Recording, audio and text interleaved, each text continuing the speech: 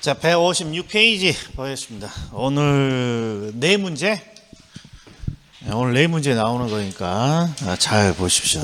예. 자, 156페이지 보면 감정평가 방식이 있는데, 이제 여기를 너무 어렵게 생각하시는 분들이 많아. 어렵게 생각하지 말고, 일단 뭐가 나옵니까? 그러면, 요거 체크돼 있죠? 별표 쳐져 있잖아요. 일단 됐어. 요건 해야 된다는 거야. 근데 이제 요걸 하기 위해서는 뭔가 방식의 이름부터 좀 알고 있어야 돼요. 방식의 이름.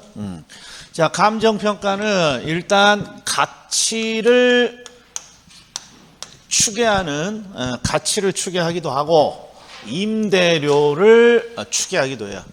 가액이라고 나오면 그냥 가치를 금액으로 표시한 거예요. 그러니까 가치라고 하면 돼. 가치.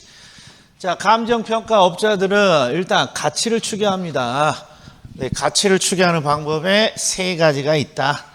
거래사례 비교법, 원가법, 수익환원법. 들어와 안 들어와? 뭐 이렇게 반응이 뜨뜨부터 무지개. 일단 우리가 두 문자로는 거래 원수 이렇게 하면 겠나요? 거래 원수, 거래 원수. 그래서 거래사례 비교법, 원가법, 수익환원법. 그럼 이제 대충 해볼 테니까 잘 봐요. 가치를 구합니다. 그러면 그냥 쉽게 가격을 구하는 거야. 내가 거주하고 있는 주택의 가격을 확인하고 싶습니다. 그러면 첫 번째 방법이 뭡니까? 내 주택이랑 비슷한 주택이 얼마에 거래되었습니까? 이걸 통해서 확인할 수 있잖아요. 옆집이 5억 원에 거래되었다. 그러면 내 집도 얼추 5억 원 정도 되겠지. 이게 거래 사례를 기준으로 가치를 추계하는 거예요. 이건 누구든지 이해하기 쉽다라는 거죠. 거래 사례, 정확히는 비교법.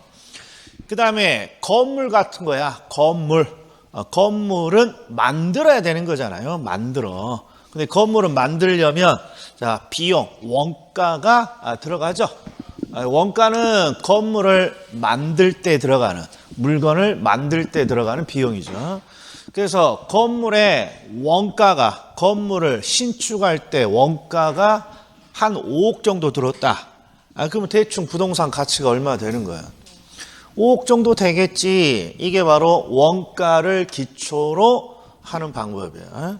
이게 거래 사례를 기초로 가치를 추정할 수도 있고, 원가를 기초로 가치를 추정할 수도 있는 것이죠.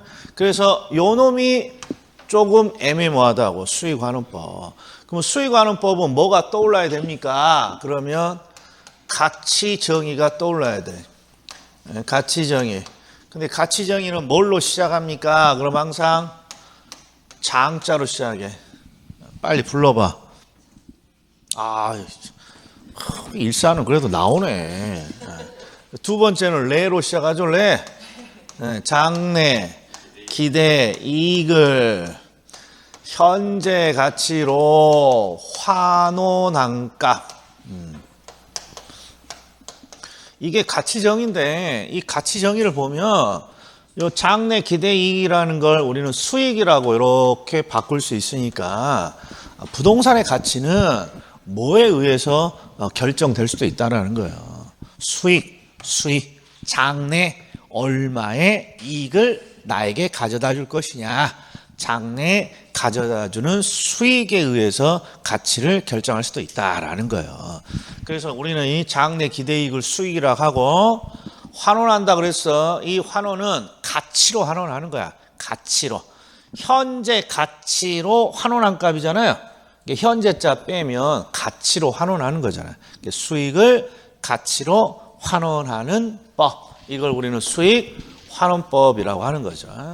그러니까 첫 번째, 거래 사례를 기초로 가치를 추정할 수도 있고, 자, 건물과 같은 경우에는 만들 때 들어가는 원가를 기초로 가치를 추정할 수도 있고, 그 다음에 우리가 가치 자체가 장래 기대이익을 현재 가치로 환원한 값이니까 수익을 가치로 환원해서 우리가 가치를 구할 수도 있다 이런 거예요. 이게 바로 수익환원법이죠. 수익환원법. 그래서 거래사례 비교법, 원가법, 수익환원법. 거래사례 비교법, 원가법, 수익환원법. 줄여서 거래, 원수. 그리고 임대료를 평가하기도 해요. 감정평가업자들이 임대료라는 게 이런 거죠. 국가나 지방자치단체가 토지를 뭔가 매각하거나 매입하고 싶어요. 그럼 가치가 필요하죠. 근데 국가나 지방자치단체가 자기가 가지고 있는 토지를 뭔가 임대차 하고 싶어, 민간인에게. 그럼 또 임대료를 평가해야 되잖아요. 그래서 이제 임대료를 평가할 때는 임대 사례를 기준으로 한다. 요거 하나는 눈에 들어오고 요 두 가지가 눈에 안 들어오는 거죠. 그러니까 일단 이름부터 기억해. 네.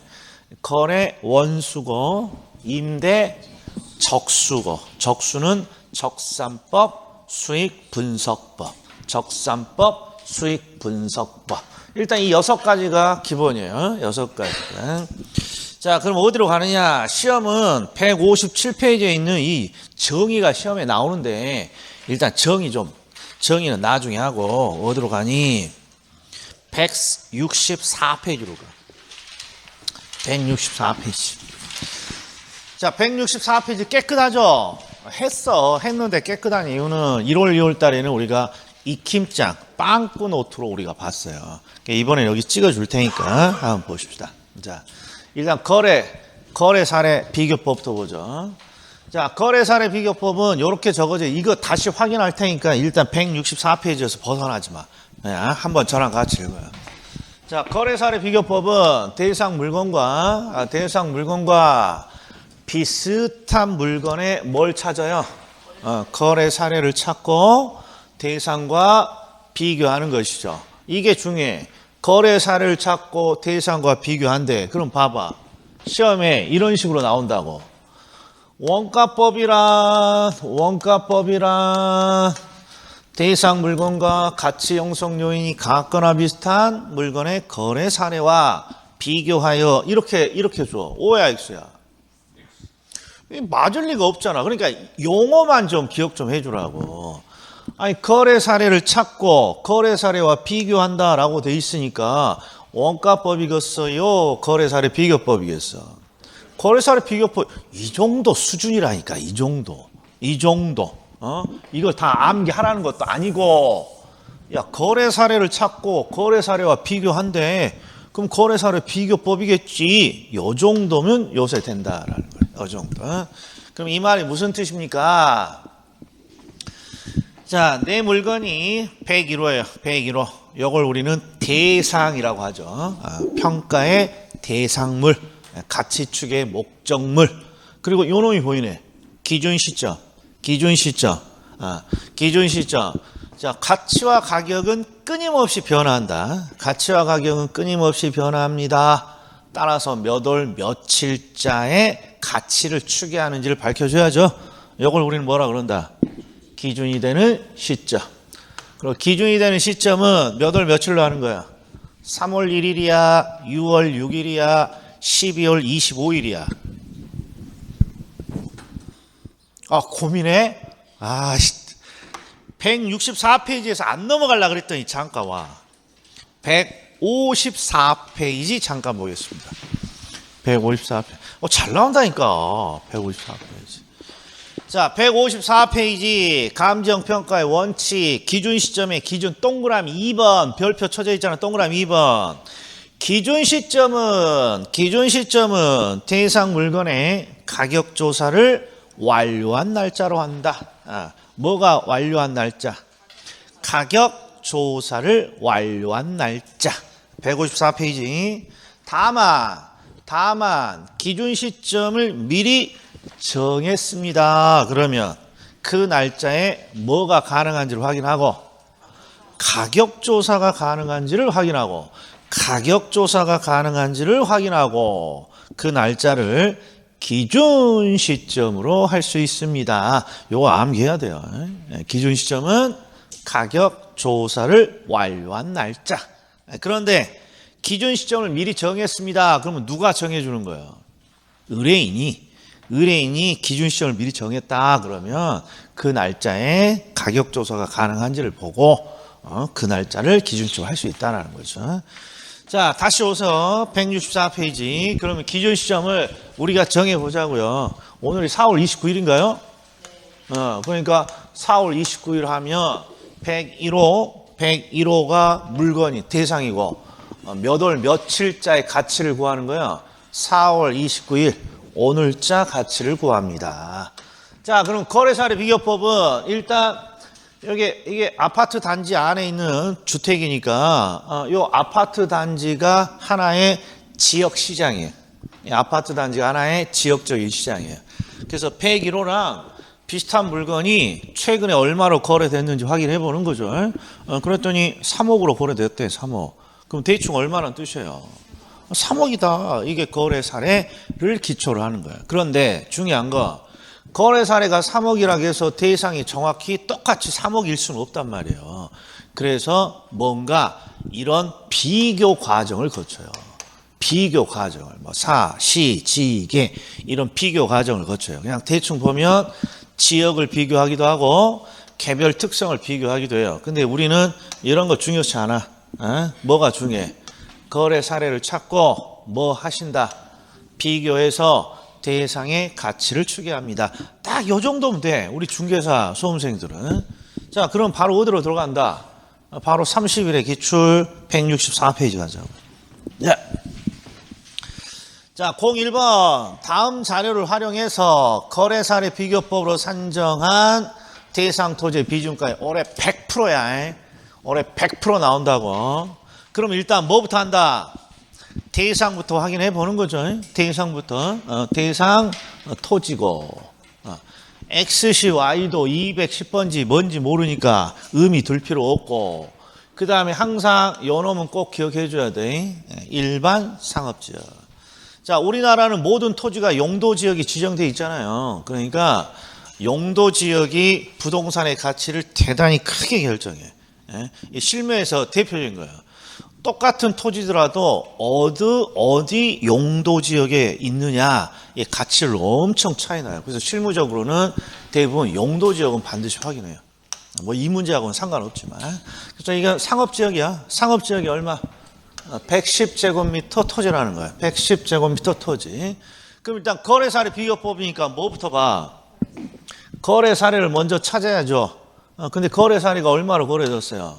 2억 4천이야. 그런데 1월, 2월까지는 제가 어떻게 하기로 했냐 그러면 실무니까 이것도 계산은 실무랑 비슷하니까 실무에서는 항상 거래 사례 가격을 어떻게 토지 같은 경우에는 항상 120제곱미터로 나눠서 제곱미터당 200만 원으로 거래되었구나. 이런 걸 해보라고 했는데 이제 수업 목적상 2억 4천을 120제곱미터인 게 120제곱미터가 2억 4천에 거래되었다. 그럼 제곱미터당 200만 원이다. 이거 자체가 부담인 사람이 태반이야. 이게 시작부터 그냥 뭔가 잘 안 되니까. 그래서 수업 목적상에서는 일단 체크만 해. 120제곱미터라고. 중요한 건 대상은 110이고 사례는 120제곱미터니까 분명히 뭔가 차이가 있어야겠죠. 그리고 거래 얼마로 돼 있다. 그렇죠. 이걸로 그냥 계산을 하는 거야. 2억 4천. 그리고 그 밑에서부터는 이제 다 비교야. 거래 금액을 찾았으면 다 비교. 근데 첫 번째 해봅시다. 거래가 2월 1일이에요. 우리가 추계하고자 하는 시점은 몇 월 며칠자 가격인데 9월 1일. 9월 1일자 가격인데 2월 1일이니까 7개월 전에 거래야. 7개월 전에. 그러면 직감적으로 지금 기존 시점에서 거래되면 가격이 오르겠어, 떨어지겠어? 직감적으로. 올라야겠죠. 이런 감만 있으면 돼. 7개월 전이네. 뭔가 올려야겠구나. 그리고 정상적인 거래니까 뭐 할 거 없고, 그 다음에 요 놈이 이제 보여야 돼. 지가 변동률. 2월 1일, 이게 거래 시점이죠. 9월 1일, 이게 기준 시점이야. 요 사이에 얼마가 올랐다고 돼 있어요? 5%. 그러니까 우리 생각대로 맞잖아요. 7개월 전에 2억 4천이니까 조금 올려야겠구나. 얼마나 올리지? 5%가 올랐다고 돼 있구나. 요걸 어떻게 보정할 것이만 생각해 주면 되죠. 100원짜리가 5% 오릅니다. 그러면 얼마? 105원. 그러면 1원이 5%가 오릅니다. 그러면 1.05 이렇게 되는 거예요. 그래서 항상 요 수치를 적용해 주는 거죠. 요 수치. 1.05배 해주면 된다는 거죠. 1.05배. 여기다가 1.05배. 요거 수정 비교한 거예요. 자, 그 다음에 지역 요인은 뭐라고? 대상 토지는 인근 지역에 위치한다. 뭐 수치가 없으니까 쳐다볼 필요 없고. 개별 요인은 이렇게 돼 있잖아요. 대상 토지는 사례에 비해 몇 프로 우세하다? 3% 우세합니다. 그러면 항상 100원이면 103원. 1원이면 얼마? 1.03. 그러니까 1.03배 해주면 되죠? 이렇게 해주면 되는 거예요. 그런데 이제 중요한 거 마지막에 면적을 꼭 비교해 줘야 돼. 마지막에. 대상이 지금 얼마예요? 대상은 110이야. 항상 위가 대상이야. 우리가 분수는 내가 구하고자 하는 걸 항상 위에다 올린다고. 그러니까 110제곱미터고 사례가 지금 120이죠? 사례가 120제곱미터.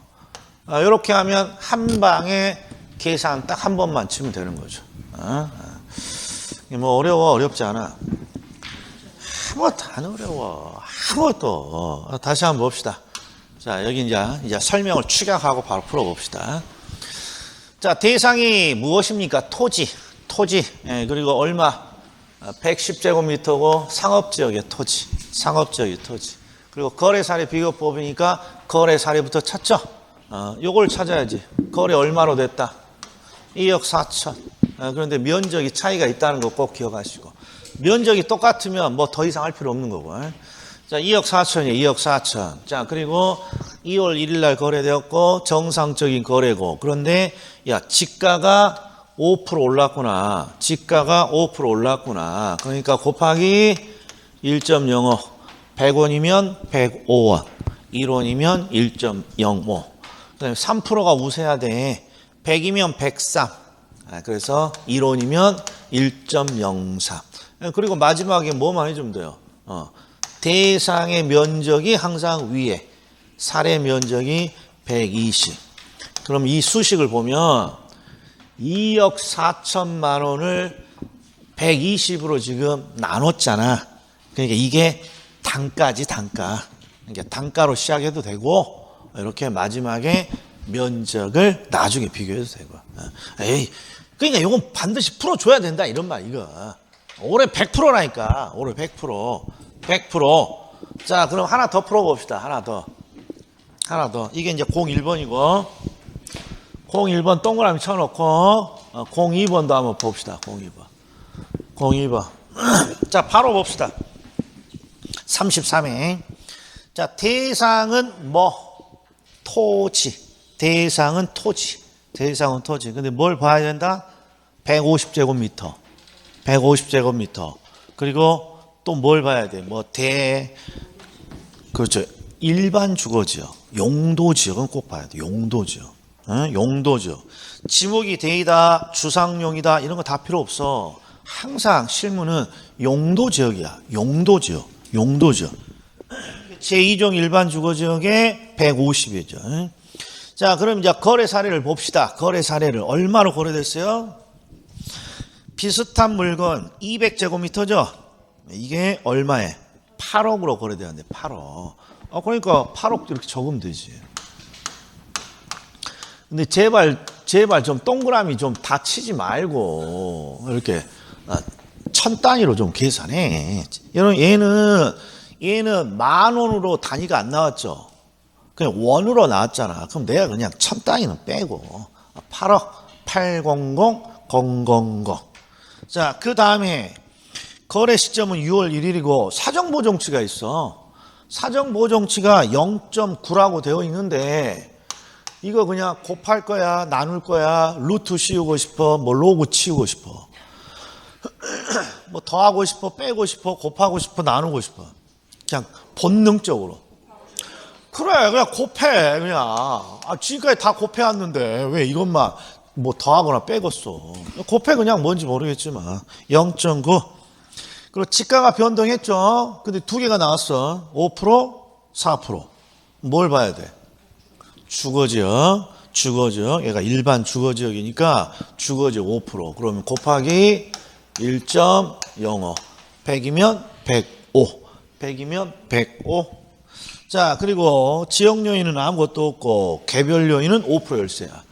5% 열세는 100원이라면 95원이 된다는 뜻이죠. 5% 열세니까. 그러면 1원이라면 0.95가 되는 거죠. 0.95. 그래서 0.95. 그리고 뭐만 해주면 돼, 마지막에. 면적. 대상은 150. 사례는 100, 200. 이렇게만 해주면 되는 거죠. 이렇게만. 네, 이렇게. 그래서 거래사례 비교법은 버리면 안 돼. 네. 계산 문제 100%에 계산 문제 100%. 네. 그래서 1번, 2번 요 두 개 동그라미 딱 쳐놓으셔. 자, 그리고 넘기지만 이제 뭐 보니? 자, 이제 원가법 봅시다. 앞으로 넘기지 말고 그대로 있어. 원가법. 자, 원가법은 이렇게 했잖아요. 가치를 어떻게 추정합니까? 건물 같은 경우에 건물은 만들 때 비용이 들어가죠. 이게 건물을 만들 때 들어간 원가를 기초로 가치를 추정할 수 있다 이런 말이에요. 그래서 시작이 뭐라고 되어 있냐? 대상 물건에 뭘 찾아? 원가를 찾아요. 이렇게 되어 있잖아. 원가를 찾아요. 원가를 찾는 이유는 원가가 5억이면 대충 물건도 5억 정도 되겠지 이런 뜻이죠. 그런데 제조달 원가라고 되어 있으니까 이것만 조심하라는 거야. 제조달 원가는 평가론에서 부르는 원가야. 그냥 원가라고 하면 돼요. 원가. 자, 그래서 대상 물건의 원가, 정확히는 제조달 원가를 찾아냅니다. 그럼 무슨 법? 원가법이야. 봐. 가장 많이 나오는 내용이야. 적산법이라 대상 물건의 제조달 원가의 감가 수정을 해서 대상 물건의 가액을 산정합니다. 오겠어, X겠어. 이렇게 매번 나온다니까. 매번. 원가를 찾는다 했으니까 원가법이어야지. 무슨 적산법이요. 이것만 해주면 된다고, 이것만. 그럼 이제 조금 여력이 됩니다. 그럼 항상 원가에 뭔가를 해. 감가를 합니다. 올해는 중요치 않은데 혹시 모르니까 제조달 원가를 찾고 감가를 합니다. 자, 원가는 항상 원가를 투입해서 물건을 만들면 항상 새 물건의 가치야. 원가가 5억 들었어요. 그러면 새 물건이 나오는 거니까 새 물건의 가치를 말한다고. 근데 헛물건, 감가, 가치가 감소할 이유가 있으면 감가하는 것이죠. 아무튼 뭐가 보여야 돼? 제조달 원가를 찾아요. 원가법이군요. 이 정도. 그리고 다 아무것도 안 해. 아무것도 안 할 거야. 아무것도 안 해. 그럼 이제 어디로 가? 수익 하는 법이야. 그리고 원가법은 작년에 계산이 나왔으니까 어디로 가냐? 169페이지로 가요. 169페이지. 169페이지. 수익환원법. 이제 요건 좀 이해를 좀 해봅시다. 수익환원법은 일단 용어 정리가 굉장히 어려워요. 왜 그러냐? 그러면 일단 순수익, 현금 흐름 두 개가 나와. 순수익이나 현금 흐름. 그리고 환원하거나 할인합니다. 왜 이렇게 됩니까? 그럼 방식이 두 가지야.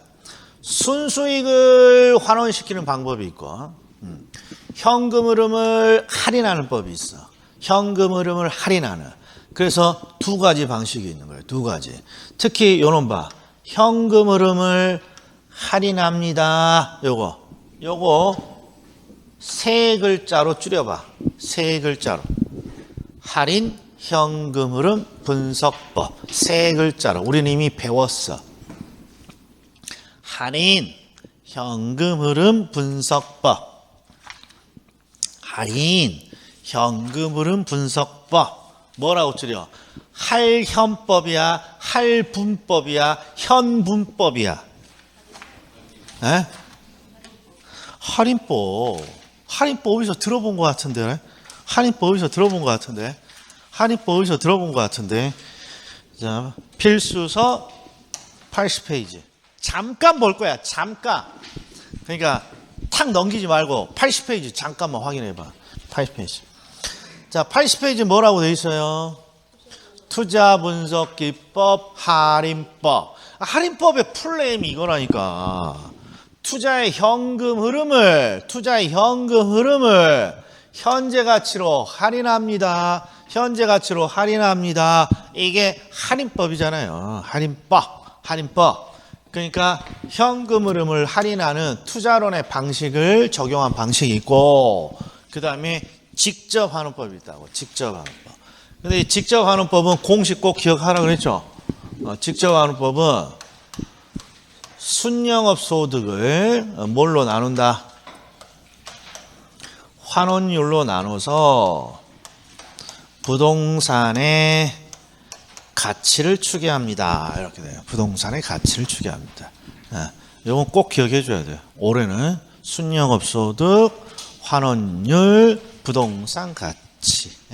야, 그럼 이제 이게 도대체 뭐요? 봐봐. 순영업 소득은 순소득이니까 남은 거죠, 남은 거. 투자를 해서 10억을 남겼어. 얼마를 투자했니? 부동산 100억짜리를 투자해서 순소득 10억을 남겼어요. 그러면 10%지. 이걸 우리는 뭐라 부른다? 이걸 뭐예요? 100억을 투자해서 10억을 벌었군요. 100억을 투자해서 10억을 벌었군요. 대충 수익률. 수익률이야. 수익률. 이게 수익률 공식이에요. 수익률 공식. 그런데 이 수익률 공식을 가만히 좀 해볼게. 잘 봐요. 수익률 공식을. A하고 A를 이렇게 뒤집을 수 있잖아. A가 1이 가고 A가 1이 가고. 그럼 우리가 부동산의 가치를 구하고 싶어. 부동산의 가치. 그리고 순영업 소득이 10억이야. 그러면 요 놈으로 나누면 이게 10%죠. 0.1이야. 수익률 0.1로 나누면 부동산 가치가 된다고. 됐어요? 됐어, 안 됐어? 죽겠네. 쟤 0.1이야. 0.1. 그러니까 순영업 소득을 100억을 투자해서 10억을 벌었습니다. 그러면 0.1. 수익률 100분율로는 10%가 나온단 말이야. 근데 순영업 소득을 요걸로 이번엔 얘와 얘를 이렇게 바꾸면 순영업 소득을 요 0.1로 나누면 부동산 100억이 이렇게 나온다고. 이게 요 수익환원법의 기본 공식이에요. 수익환원법의 기본 공식. 자, 그런데 이제 요거야. 요것도 10%고 요것도 10%인데 이제 제가 한마디 하는 거야. 이제 기억이 나야 돼. 똑같은 10%인데요. 어쩔 때는 이자율이라고 부르고요. 어쩔 때는 수익률이라고 부르고요. 어쩔 때는 환원율, 이게 환원율, 이걸 환원율이라고 하거든요. 환원율이라고도 부르고요. 왜 이렇게 달라요? 10%인데 10%를 어쩔 때는 수익률이라고 그러고 어쩔 때는 할인율이라고 부르고 어쩔 때는 이자율이라고 부르고 어쩔 때는 환원율이라고 부르고, 똑같은 10%인데 이 10%를 언제 쓰느냐에 따라 다르다 이런 거예요. 언제 쓰느냐. 봐봐. 100원을 예금했어요. 100원을 예금했어요. 1년 뒤에 미래가치를 구하세요. 이게 통장에 얼마가 찍혀 있는지를 구하세요. 그러면 항상 은행에 예금을 했으니까 뭐가 플러스 돼야 미래가치가 되는 거예요. 이자죠, 이자. 이게 이자를 계산해야죠. 그러면 이때는 출제자가 뭐라고 그러냐. 단. 이자율은 10%야. 이렇게 출제자가 준다고. 왜? 이자 계산해야 되잖아. 그러니까 100원에다가 이자율이 10%니까 이자 10 합치면 미래가치가 얼마 된다? 110억. 그럼 이자 구하니까 10%를 이자율이라고 했다. 이자율. 그런데 이번엔 봐. 이번에는 자, 미래에 110원이 있다. 요걸 현재 시점의 현재 가치죠. 현재 가치. 현재 시점의 원금으로 다시 환산해봐. 이러면 이번에는 뭐가 떠올라야 돼? 항상 현재 가치를 실무에서는 뭐라고 부른다? 할인. 왜? 미래 금액을 현재 가치로 환산하면 항상 홀쭉해지니까. 그래서 이번에는 출제자가 현재 가치 할 때는 뭘 주냐? 단. 할인율은 몇 프로다? 10%다. 이렇게 준다고. 그럼 요 10%를 이제는 뭐 할 때 쓰라고? 할인할 때 쓰라는 거야. 즉 현재 가치 할 때 쓰라는 거지. 그래서 제가 요 표현을 잘 하잖아. 요 표현을 봐. 할인율이 10%예요. 그러면 이게 무슨 뜻이니? 그러면 미래 금액에서 몇 프로를 까? 10%를 까면 현재 가치가 된다는 거야. 이런 거고. 할인율이 30%야. 그러면 뭘 까? 30%를 까면 현재 가치가 된다는 뜻이야. 그래서 시험에 잘 나오는 게 할인율이 커질수록 현재 가치는 어떻게 되나요? 작아진다. 이게 시험에 매년 나온다니까. 그러니까 10%를 이자 계산할 때 쓰세요. 이자율. 10%를 현재 가치로 할인할 때 쓰세요. 할인율. 그러면 여기서는 순영업 소득을 부동산의 가치로 환원하는 거야. 환원. 그래서 요걸 우리는 환원율이라고 부른다고. 10%를.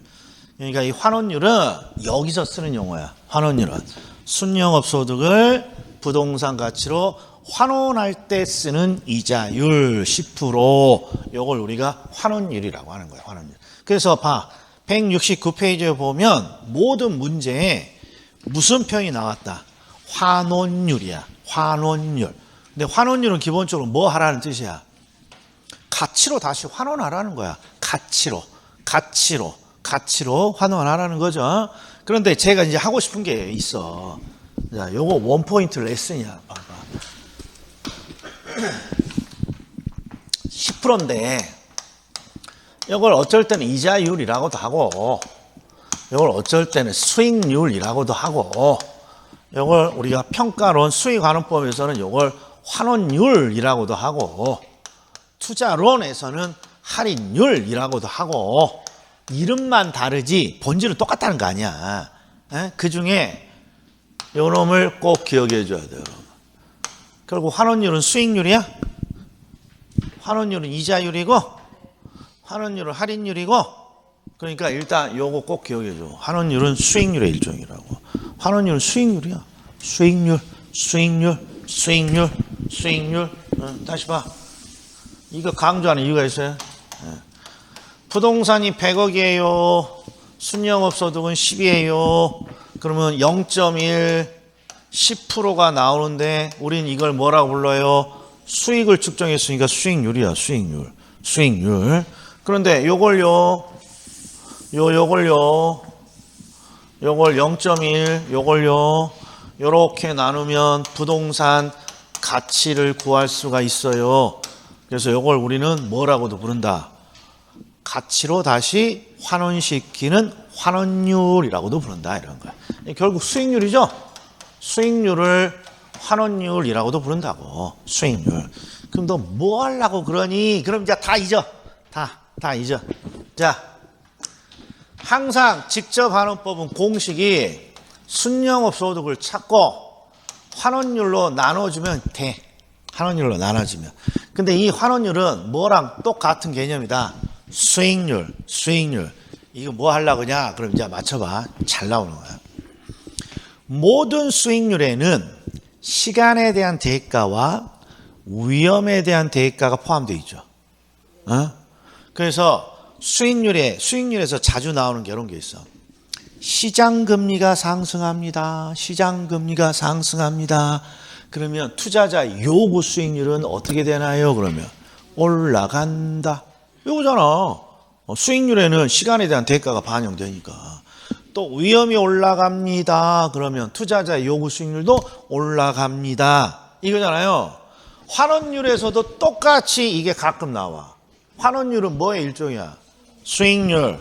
그래서 시장 금리가 올라갑니다. 그럼 환원율은 어떻게 되나요? 올라간다. 환원율이 수익률이야. 환원율 수익률. 이거 지금 계속해서 시험 막판에 알려주고 있는데 이게 나올 때마다 너무 저조해. 그래서 시장 금리가 올라간다. 환원율도 올라간다. 이유는 수익률이니까. 자, 그럼 일단 백문이 불여일견이야 보자고. 한 10분 음한 거 수익률, 환원율 했더니 그냥 흥미가 뚝 떨어져 버렸어 지금. 자, 봐, 이거 올해 100%야. 올해 100%. 자, 직접 환원법으로 산정한 대상 부동산의 수익가격이에요. 수익가격. 그러면 항상 공식이 순영업 소득을 찾아. 이게 순수익이야. 순영업 소득을 찾고 뭘로 나눠? 환원율로 나눕니다. 근데 환원율을 딱 줬잖아. 환원율을 10%, 뭐 0.1 환원율을 줬어. 그러면 나는 뭐만 산정하면 돼? 순영업 소득만 산정하면 된다고. 순영업 소득. 그러니까 올해는 투자의 현금으로는 분석 포기하면 작살이야. 세 문제가 날라가. 세 문제가. 투자의 현금으로 반드시 해야 돼 올해는.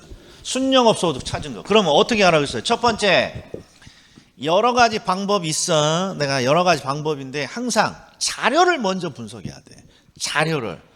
그러면 가능 총소득을 줬구나. 그러면 아하, 방이 다 꽉 차면 얼마까지 가능? 7천까지 가능하구나. 7천까지. 그런데 뭐가 있어? 공실이 있어. 그러니까 공실을 뺀 나머지를 내가 유효하게 가져갑니다. 유효하게 가져갑니다. 그리고 경비가 있어. 경비를 빼면 남는 금액 순. 이렇게 자료가 분석이 돼야죠. 그리고 오리지널 FM 방법은 차례대로 적어보라 했어. 가능 총소득이요. 천자 떼고 7천까지 가능해요. 근데 뭐가 있어? 공실 있어. 공실. 그러니까 여기서 얼마가 빠져? 공실로 5%가 빠져. 그럼 나머지 95%. 95% 곱할 때 항상 0.95를 이렇게 곱해야지. 0.95. 요게 뭐다? 유효 총소득. 자, 이거 한번 때려보시죠. 스마트폰 빼서. 그냥 해봐, 한번. 1교시는 이거 그냥 두들기는 게 공부야. 663 나오죠? 663. 66300. 자, 그리고 또 봐. 66500. 미안해. 암기 있는데 잊어버렸어. 자, 그리고 유효총소득의 경비가 또 얼마로 빠져? 유효총소득 경비가 40%로 이렇게 빠지죠? 그럼 나머지 60%. 그러면 0.62 순영업 소득 이렇게 되는 거예요. 그럼 이게 39 39900 이렇게 되는 거야. 이렇게 해도 돼. 이게 1단계야. 잘 봐. 항상 자료를 일단 분석하는 게 1번이야. 자료를 분석하는 게. 7천까지 가능하군요. 근데 공실이 있어. 공실을 빼면 유효. 그 다음에 경비를 빼면 순. 근데 막 이런 것까지 모르더라도 야 7천까지 가능한데 공실 있고 경비 있구나. 다 빼는 거잖아. 다 빼면 그냥 순영업 소득이 되겠구나. 이런 게. 그리고 이게 FM이야. FM. 차례대로. 그런데 이제 저는 숙달된 조교 방법을 쓸 테니까 이제 잘 따라와. 이게 좀 안정감이 있어. 왜? 그냥 짧으니까. 자, 한 줄 우리가 암기를 많이 했어. 투자 현금으로 문서에서. 그러니까 자, 천자 떼고 7천까지 가능해. 됐어? 7천까지 가능. 그런데 가능해 몇 프로가 공실로 빠져? 여기서 5%가 공실로 빠져. 그러면 95, 0.95를 곱해. 5%가 빠지니까 0.95. 그럼 뭐가 돼요? 유효총소득이야. 근데 유효총소득에서 또 몇 프로가 경비야? 40%가 경비로 빠지잖아. 40%. 그럼 나머지 60%, 0.6 이렇게. 그럼 이게 순영업 소득이죠. 이것만 계산하면 되지. 이것만 한 줄로 7천 곱하기 0.95 곱하기 0.6. 근데 요새는 또 계산기가 이게 봐봐. 계산기가 옛날 계산기는 7천에다가 70 땡땡땡에다가 95% 이렇게 곱하잖아요. 그럼 뭐라고 나올 것 같아? 스마트폰 계산기나 이런 거. 한번 해봐. 이게 7천이 가능해. 근데 가능해서 공실이 5%로 빠져. 그럼 95%가 유효총소득이라는 거 아니에요. 그래서 70 땡땡땡 곱하기 95% 이렇게 하면 스마트폰 계산기 어떻게 나와요? 나와불잖아. 근데 스마트폰은 스마트하니까 그래. 근데 이제 시험장에 들어갈 때는 뭘 갖고 들어가는 거야? 쌀집 계산기야. 그리고 우리가 일반적으로 구입해서 계산기를 갖고 가야죠. 근데 요새는 일반적인 내가 다이소 같은 데서 산 계산기도 95%를 곱하면 나와. 이런 계산기가 있어. 근데 옛날에는 어땠습니까? 70000 곱하기 95% 하면 엔터 치면 에러 나와. 에러 나와. 왜 에러 나옵니까? 얘는 수치고 얘는 백분율이고 단위가 안 맞잖아. 단위가 70 땡땡땡 이거 수치 원이고 백분율이야. 그러니까 내가 뭘 말하고 싶으냐 그러면 이게 잘 안 되는 분들이야. 가능 총소득에서 5% 빠지네. 그러니까 95%가 유효라 남는구나. 이건 알아. 근데 이 계산이 0.95를 곱하는 거구나. 원칙이. 이게 익숙치 않으면 계산기 살 때 반드시 곱해봐. 100 곱하기 10% 해서 에라 나오면 사지 마. 100 곱하기 10% 했는데 10 나오면 그놈 사. 요새는 스마트하다니까 계산기가. 저는 이제 보편적으로 쓰니까 이렇게 지금 쓰고 있는 거야. 0.95라고. 스마트폰은 그냥 때려줘. 걔는 스마트하니까. 자, 그래서 지금 뭘로 강의를 해야 될지 아주 그냥 죽겠어 그냥. 어떤 사람은 95% 이렇게 했는데 적잖아. 이게 편하잖아. 5% 빠지니까 95%가 남어. 이게 편한데 이렇게 하면 에라 나온다니까. 에라. 그러니까 이렇게 되는 분은 그렇게 쓰고 안 되는 분은 이렇게 쓰고. 이런 것도 좀 알고 있어야 돼. 오리지널은 안 되는 거야. 퍼센트하고 수치는 곱할 수가 없어. 단위가 다르니까. 자, 그럼 일단 95%야. 95%. 자, 그리고 유효총소득의 40%죠. 여기서 또 40%가 빠져. 그러면 60%, 0.6, 그러면 순영업소득이야. 그러면 이렇게 되는 거죠. 이거 딱 한 번만 계산하면 되잖아. 한 번만. 한 번만. 이게 뭐가 핵심이다? 순영업소득 찾는 게 핵심이라 이런 거예요. 순영업소득 찾는 게. 순영업소득 찾는 게. 그럼 이게 39900 나와. 그러면 뭐 10%, 0.1로 나눠주면 되겠죠? 0.1로. 자, 그런데 이제 그 밑에 있는 02번을 봐. 02번. 자, 이제 뭐가 차이가 있는지 봐. 요거까지 보고 쉴 거야. 뭐가 차이가 있는지를 봐. 뭐가 차이가. 02번, 01번을 비교해봐. 야, 가능총소득, 공실영업경비. 가능총소득, 공실영업경비. 순영업소득 찾는 것 똑같아. 순영업소득 찾는 것 똑같아. 근데 뭐가 차이가 있다?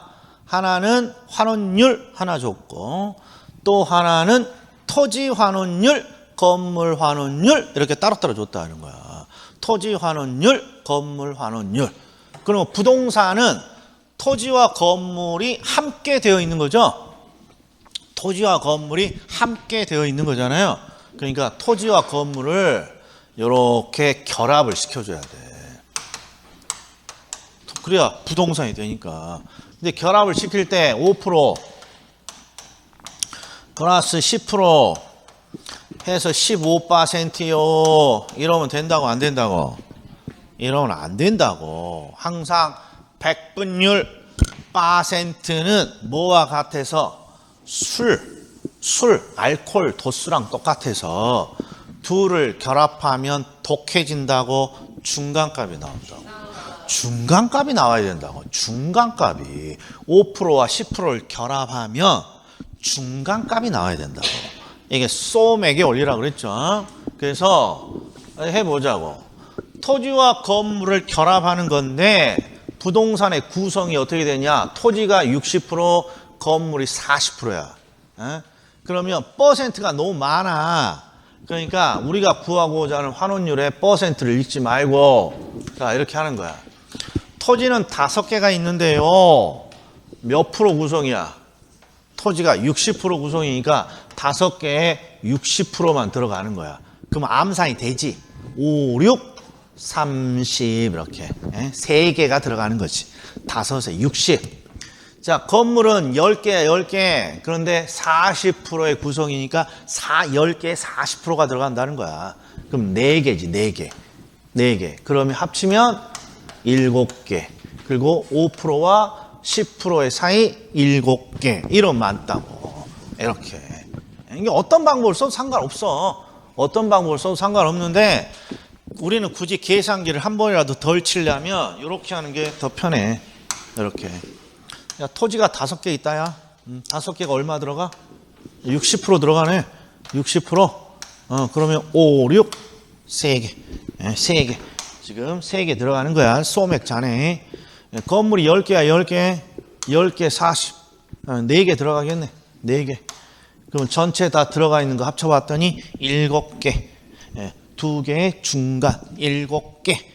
이게 환원율이 이렇게 구하는. 여기 좀 특이한 거죠. 여기. 자, 그리고 또 특이한 게 있어. 또 특이한 게. 또 특이한 게 있어. 봐. 이것도 숙달된 적용 방법을 해볼 텐데 잘 봐요. 4억, 44 땡땡땡까지 가능해. 됐어? 그리고, 가능해 10%가 공실로 빠져. 10%가, 그러니까 나머지 얼마? 90%. 0.9가 이렇게 유효총소득이야. 근데 이제 조심해야 될 게 있어. 조심해야 될 게. 경비를 빼려고 봤더니 가능해 2.5야. 가능해. 즉 지금까지는 유효의 얼마야? 유효총소득이 얼마야? 자, 1번 문제의 영업경비 봐봐. 1번 문제의 영업경비. 유효총소득의 40%야. 유효총소득. 그러니까 여기가 유효총소득에서 2.5%가 이렇게 빠지는 게 아니라고. 지금 뭐에 가능해. 그래서 내가 이 방법을 선호하는 거야. 이 방법을. 봐봐. 이 방법을 쓰면 이런 걸 좀 실수를 줄일 수가 있어. 4,400만 원까지 가능해. 그런데 일단 10%가 뭘로 빠졌어? 공실로. 가능의 10%니까 가능이야. 이 가능의 10%가 공실로 빠졌어. 그러니까 나머지 90%가 유효 총소득이구나. 됐어. 근데 대부분 유효의 얼마가 경비인데 얘는 뭐라고 돼 있어? 가능. 그러니까 요거 딱 계산하려고 봤더니 야, 가능의 2.5%가 경비다야. 그럼 어떻게 해줘야 돼? 따로 계산해서 빼줘야 돼. 따로 계산해서. 빨리 쳐봐. 44000 2.5. 44000 곱하기 2.5. 1억? 1,100만 원이 나와요. 1,100만 원. 1,100만 원.